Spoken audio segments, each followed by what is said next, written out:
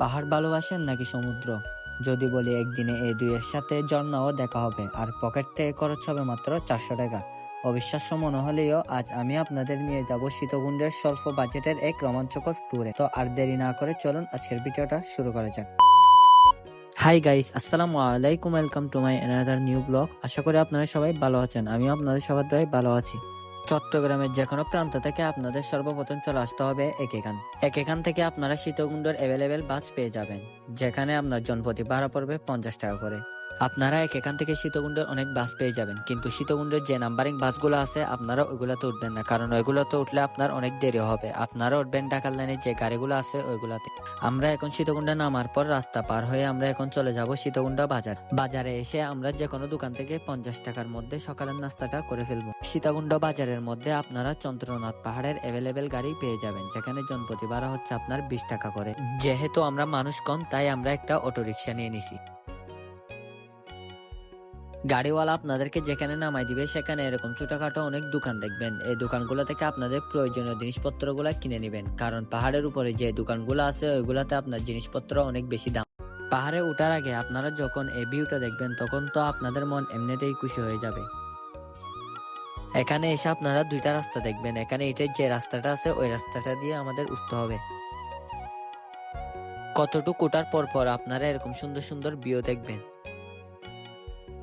কতটুকু উঠার পর আপনারা এরকম বড় বড় কয়েকটা দোকান দেখবেন। এই দোকানগুলোতে আপনার হিন্দুদের পূজার জিনিসপত্র বিক্রি করা হয়।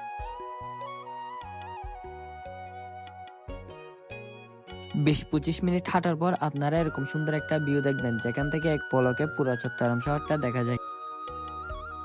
30 থেকে 40 মিনিট হাঁটার পর আপনারা অনেক সুন্দর একটা ভিউ দেখবেন, যেখানে আপনারা চাইলে সুন্দর সুন্দর পিক তুলতে পারবেন। অবশেষে 1.5 থেকে 2 ঘন্টা হাঁটার পর এখন আমরা চলে আসলাম চন্দ্রনাথ পাহাড়ের উপরে। পাহাড়ের উপর থেকে আপনারা জাস্ট নিচের ভিউটা একটু দেখেন। পাহাড়ের একদম উপরে এখানে একটা মন্দির আছে, যেখানে হিন্দু ধর্মের মানুষরা পূজা করে। অনেকবার এখানে ঘুরতে আসছি, কিন্তু কোনোবার বানর দেখা হয় নাই, কিন্তু এবার বানর দেখা হলো। এখন যে ভিউটা দেখতেছেন এটাই হচ্ছে চন্দ্রনাথ পাহাড়ের মেন ভিউ। এই ভিউটা দেখার জন্য হাজার হাজার মানুষ এত কষ্ট করে উপরে উঠে। তো আমরা এখানে হালকা পাতলা পিক তোলার পর এখন আমরা চলে যাব নিচে। যে সিঁড়িটা দেখতেছেন এই সিঁড়িটা ধরে একদম নিচে। এখন আমরা চলে আসলাম সীতকুণ্ড ইকো পার্কের গহীনে লুকিয়ে থাকা সুপ্তধারা ঝর্ণায়।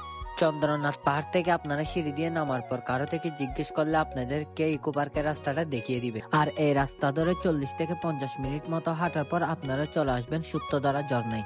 আর ইকো পার্কে ঢোকার সময় আপনাদেরকে জন প্রতি 50 টাকা করে টিকিট কেটে নিতে হবে। আর সীতকুণ্ড ইকো পার্কে দুইটা ঝর্ণা আছে, একটা হচ্ছে শস্ত্রধারা আর একটা হচ্ছে সুপ্তধারা। আপনারা যদি শীতকাল বা গ্রীষ্মকালে আসেন তাহলে অবশ্যই আপনারা সুপ্তধারা ঝর্ণায় আসবেন, কারণ তখন শস্ত্রধারায় পানি থাকে না।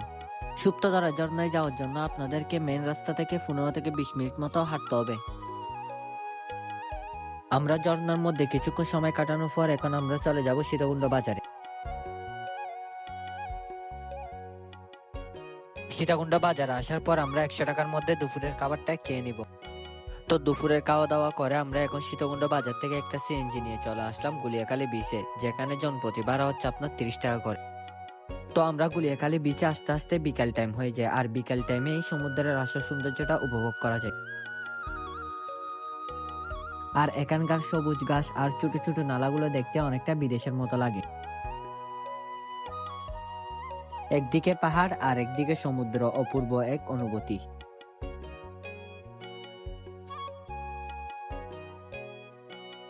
আপনারা সীতাকুণ্ডের মধ্যে অনেকগুলো বিচ পেয়ে যাবেন, কিন্তু আমার মতে এখানকার সবচেয়ে সুন্দর বিচ হচ্ছে আপনার গুলিয়াখালী বিচটা। আর এখান থেকে সূর্য অস্ত যাওয়াটা সুন্দরভাবে দেখা যায়। একটু ম্যানেজ করে চললেই এই বাজেটে অনায়াসেই ঘুরে আসা সম্ভব। গ্রুপে গেলে খরচ আরো কমে আসবে। তো আজকের ভিডিওটা ছিল এতটুকুই। ভিডিওটি ভালো লাগলে লাইক দিন আর বন্ধুদের সাথে শেয়ার করুন, আর বেশি বেশি করে পেজটা ফলো করে দিবেন। আবার দেখা হবে পরবর্তী ব্লগে। এতদিনে সবাই ভালো থাকবেন, সুস্থ থাকবেন। খুদা হাফেজ।